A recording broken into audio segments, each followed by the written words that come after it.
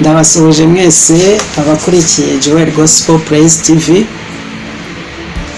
Mbahaye ikaze kandi ku rubuga rwanyu mukunda muri benshi. Wowe uherereye mu gihugu cy'u Rwanda nguhaye ikaze, nawe kandi uherereye hanze y'igihugu cyacu cy'u Rwanda uhawe ikaze. Uyu munsi wa none nje nzanywe no kubashimira umuhate wanyu n'uruhare rwanyu mugira mu gukomeza gukurikirana no gushyigikira ibiganiro tunyuza hano kuri Joel Gospel Praise TV. Bakundwa rero, haciyeho iminsi igeze mu cyumweru n'igice tutaganira, ariko none kuri uno munsi nzanywe no gushimira mwebwe mwese mu muryango mugari mwe mumaze gushyika mu muryango w'abantu basaga 777. nje kubashimira kuko n'abashimiye n'abandingayi, kandi nta nubwo ibyo dukora ntaho byagera. Uyu munsi rero urugendo rurakomeje mu kubaka umuryango mugari, sosiyete nyarwanda ndetse n'isi yose muri rusange, binyuze mu guhugura, gutanga amagambo yururutsa imitima, guhumuriza imitima y'abantu bababaye ndetse no komora inguma, ibikomere byo mu mitima y'abantu binyuze mu ijambo ry'Imana, mu butumwa bwiza twasigiwe n'umwami wacu Yesu Kristo. Ndabashimiye rero kandi mbashishikariza gukomeza gukwirakwiza ubu butumwa bwiza bw'umwami wacu Yesu Kristo tunyuza hano kuri Joel Gospel Praise TV, mumenyesha abandi, musharinga, mukometinga, kugira ngo turusheho kubana. Urugendo rwacu ruracyakomeje nubwo tugifite imbogamizi yo kuba hari ibyo tutari bwagereho, ariko hamwe n'umwami wacu Yesu Kristo tuzanesha kandi tuzagera kuri byinshi. Ndabashimiye rero muri kano kanya, munyemerere dusangire no ku mutsima w'ubugingo, dusome ijambo ry'Imana kugira ngo turisangire twese. Reka tubanze dusenge. Data, mu izina rya Yesu turagushimiye ko udukunda, tugushimiye ko utwitaho kandi ukaturinda amanywa n'ijoro, umunsi ku munsi, uko bwije n'uko bukeye. Nkweretse imitima y'abantu hano kuri Joel Gospel Praise TV, uyu muryango umaze kugera ku bantu 777. ndabakweretse kugira ngo ubashyigikire, bahe imitima iciye bugufi, kandi ibiganiro tunyuza hano byubaka birushaho kubaka imitima ya benshi. Nyemerera rero uko ukomeza kuduteza intambwe, natwe turusheho gutanga ibifite akamaro kandi byubaka abantu benshi. Cyubahiro n'ikibi cyawe.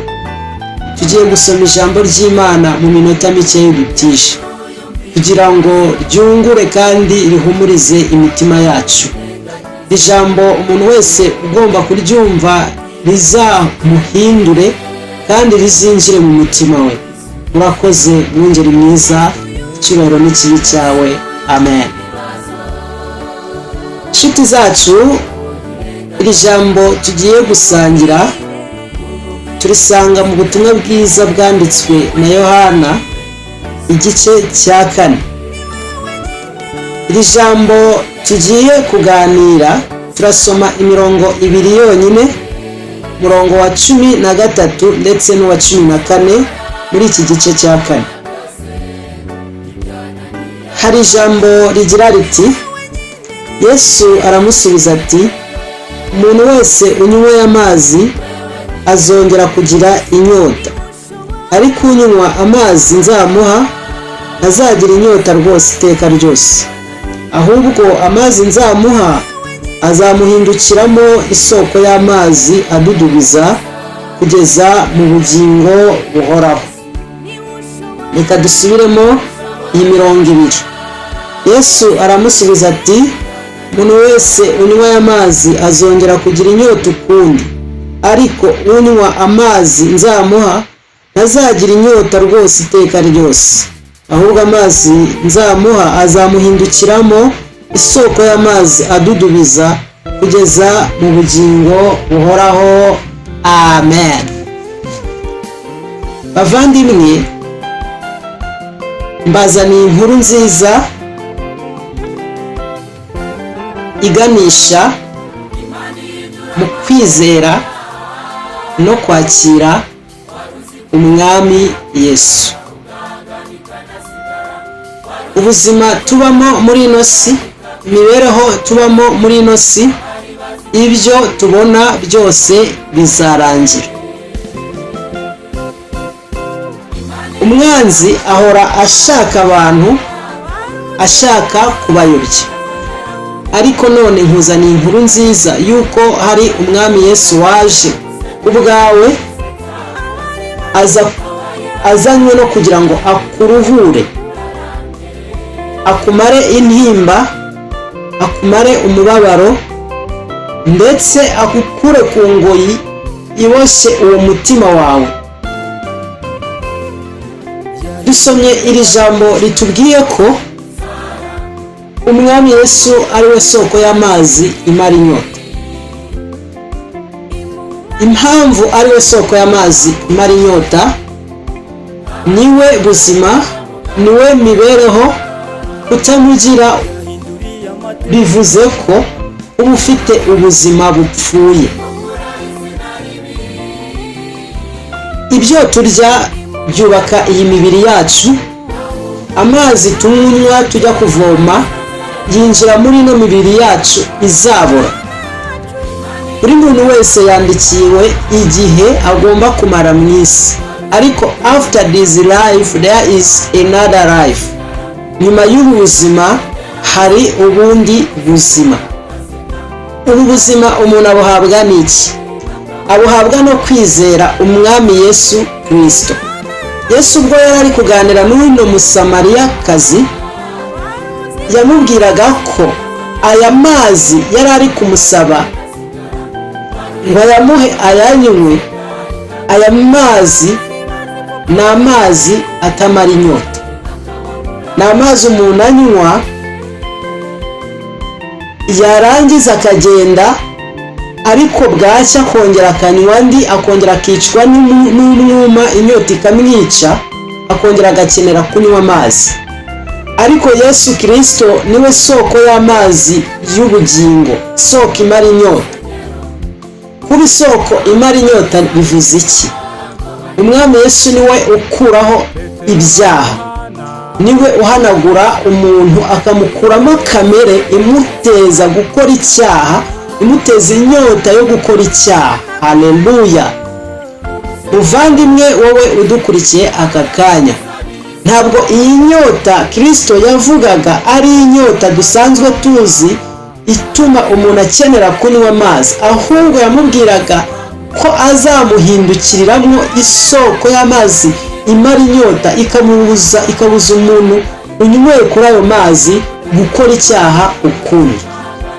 Umwami Yesu ni uwera, naho ari hagomba kwera. Ubwe yarivugiye ngo wowe urushye uremerewe uze usange ndakuruhura. Arongera aravuga ngo dore mpagaze ku rugi ndakomanga, niwemera ukumva ijwi ryanjye ukankingurira umutima wawe, nzinjiramo nze dusangire. Umwami Yesu numwemerera akinjira muri wowe, agahinduka, ukamuhindukira ubuturo, inyota wagiraga ikujyana mu bibi, ikujyana gukora ibyaha, mu kwivuruguta muri ibyo bigushora mu rupfu, ntuzongera kuyigira ukundi. Azaza asenye byose, abirimbure, aguhindure icyaremwe gishya, aguhindure umwana w'Imana. ubuzima tubamo dukenera kubaka ku rufatiro ruzima, kubaka kuri Kristo Yesu, ukuri kwacu. Kristo niwe kuri kw'abantu bamwizera, kandi niwe kuri gukiza, niwe kuri gutabara. Ijambo ry'Imana muri kino gitabo igice cya 8 byarambwiye ngo umuntu nanyizera, isoko y'amazi y'ubugingo izadudubiza iva mu mubiri we, izadudubiza iva mu bugingo bwe. Ese kwizera umwami Yesu bivuze iki? Bivuze ko ugomba kumwemera, ukomatana nawe, ugaturana nawe, ukaba muri we, akaguturamo. Mbese nk'uko yavuze ngo ninjye muzabibu w'ukuri, namwe ubwanyu mukaba amashami. Ukwiriye kuba ishami ricometse kuri Kristo Yesu, kugira ngo ya migezi y'amazi y'ubugingo aturuka mu giti, aturuka mu muzabibu w'ukuri, nawe agutemeremo, uhinduke umwana w'ubugingo buhoraho. Muri iki gitabo umurongo wa 37 mu gice cya 8 haravuga ngo nuko Yesu abwira abayuda bamwemeye ati, nimuguma mu ijambo ryanjye muzaba abigishwa banjye nyakuri, kandi muzamenya ukuri, kuko uko kuri ariko kuzaba batura. Haleluya! Ukuri kwacu ni Kristo. Iyo ukomeje ku murongo wa 36 turavuga ngo nuko uwo mwana n'ababatura rwose, namwe muzaba mubatuwe by'ukuri. Imana ishimwe cyane. Umwami Yesu niwe soko y'amazi y'ubugingo. Umwami Yesu niwe umara intimba, niwe wakomora izo nguma. Umwami Yesu niwe wagukura muri urwo rupfu, kuko yavuye mu ijuru aje kuruhura abantu, aje kubakuraho ingoyi y'ibyaha, kuko ibyaha nibyo bizana urupfu ku bantu. Umwami Yesu yaje kukuruhura, yaje kugucungura, yaje kuguhindura icyaremwe gishya. Kumwizera ubwabyo birahagije, ukakira ubuntu bwe. Ntabwo wowe ukizwa no kuba wumva uri umunyabuntu, ugirira neza abantu bose. Kubagirira neza ariko udafite Kristo ntacyo bikumariye.